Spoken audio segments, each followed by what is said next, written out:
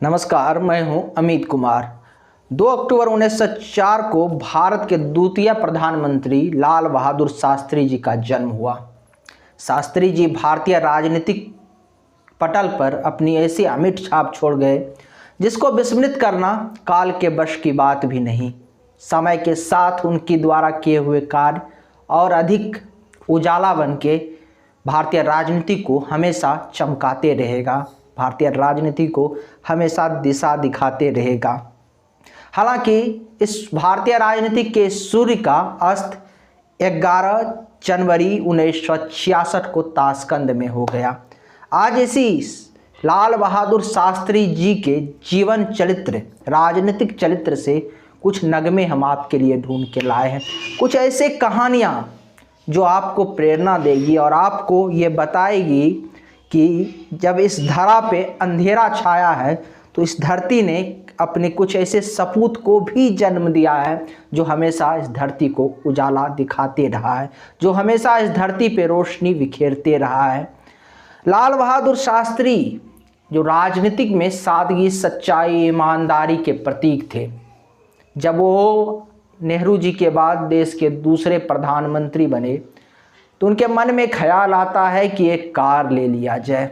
ये मत सोचिए, आज जब आप राजनेता को देखते हैं उनके पीछे हजारों कारों का काफिला देखते होंगे, महंगी गाड़ियों का काफिला देखते होंगे, लेकिन ये मत आप सोचिए, अपने दिल में हमेशा ये ख्याल मत लाइए कि इस धरती पर जब अय्याश लोगों का जन्म हुआ जिसने सत्ता के मद में जो है सारे स्वाभिमान को गिरवी रख दिया, तो इसी धरती पर ऐसे ऐसे लोगों का भी जन्म हुआ जिनको दौलत में इतनी सामर्थ्य नहीं थी कि उनके स्वाभिमान को खरीद सके। ऐसे ही थे लाल बहादुर शास्त्री। कार खरीदने की इच्छा हुई तो उनके पास पैसे थे केवल 7,000। कार की कीमत थी 12,000। वो देश के सर्वोच्च पद पर बैठे हुए व्यक्ति थे। उनके एक इशारे पर कार की लाइन लग जाती। उनके एक इशारे पर क्या से क्या हो सकता था। आप समझ सकते हैं कि देश के प्रधानमंत्री होते हुए जिनके पास 7,000 रुपये थे और कार की कीमत थी 12,000, 5,000 रुपये कम पड़ रहे थे तो उन्होंने सोचा कि इसके लिए लोन ले लिया जाए।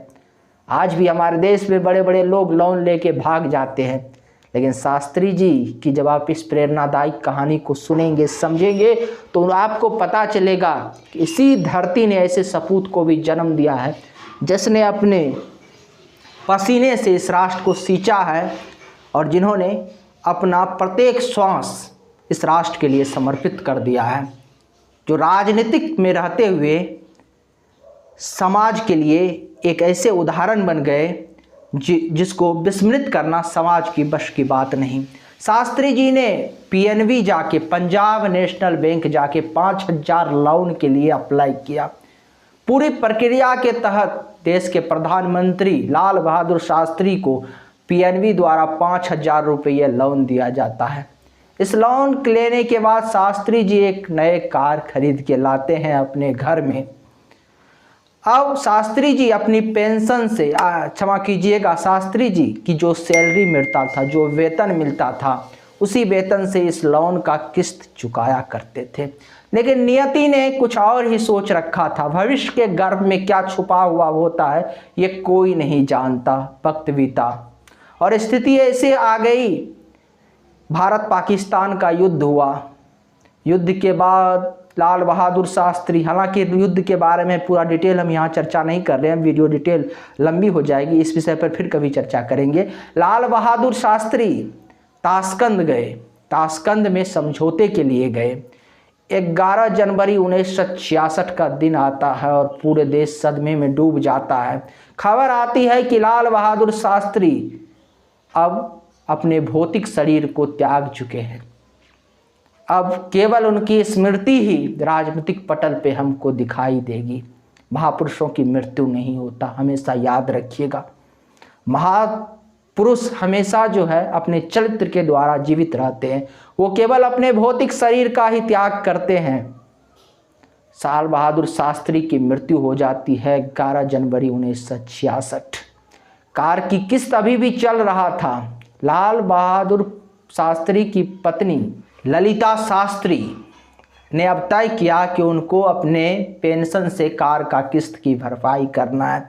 इसी बीच तत्कालीन प्रधानमंत्री इंदिरा गांधी लाल बहादुर शास्त्री की पत्नी ललिता शास्त्री से मिलने आती है और उनसे कहती है, अगर आप कहे तो इस कार का जो आपका लोन बाकी है उसको बैंक को कह के हम जो है भुगतान कर सकते हैं, माफ़ करवा सकते हैं, या आपको आगे इसकी किस्त ना भरना पड़े, ऐसा व्यवस्था किया जा सकता है।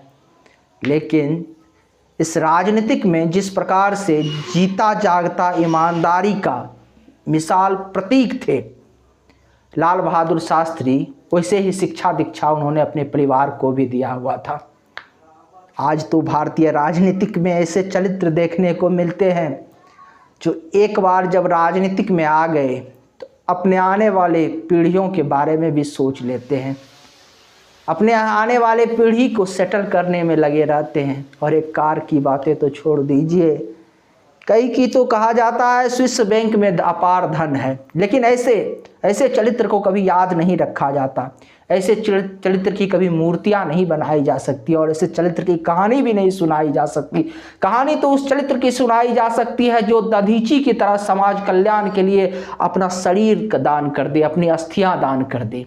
इसलिए दधीची जैसे पात्र समाज के लिए और भारतीय समाज के लिए सदा आदर्श रहा है, और लाल बहादुर शास्त्री जैसे पात्र हमेशा इस समाज के लिए आदर्श रहा है।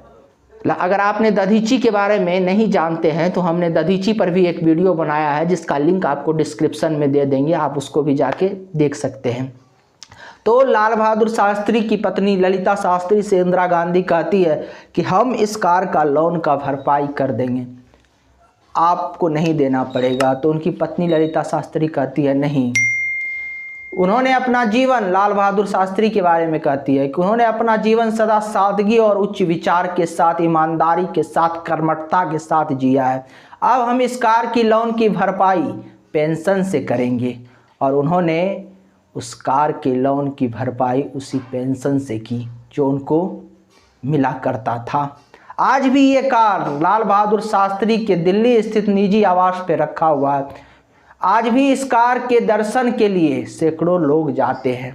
लाल बहादुर शास्त्री वही व्यक्तित्व थे जिनकी कद तो केवल 5 फुट 5 इंच था, लेकिन इस देश में जिन्होंने लोगों के पेट भरने के लिए हरित क्रांति दिया, जिन्होंने इस देश के बच्चों को दूध पिलाने के लिए श्वेत क्रांति का नारा दिया, जिसने इस देश के जवानों को मजबूत करने के लिए, किसानों को मजबूत करने के लिए जय जवान और जय किसान का नारा दिया।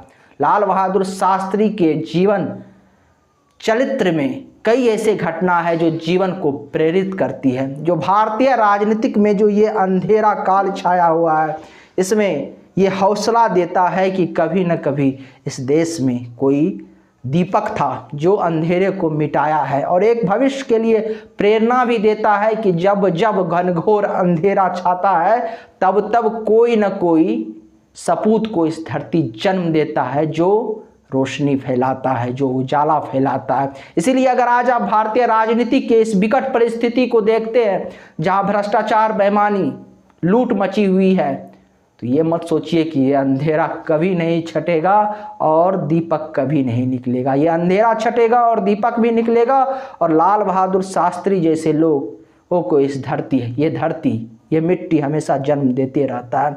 आगे भी लाल बहादुर शास्त्री के जीवन से जुड़े बहुत रोचक कहानियां हैं जो समय समय पर आपको हम बताएंगे। अगर आपने अभी तक हमारे चैनल को सब्सक्राइब नहीं किया है तो कर लीजिए, ताकि ऐसे महापुरुष की गौरव गाथा से सुनने से आप वंचित ना रह जाए। धन्यवाद, नमस्कार।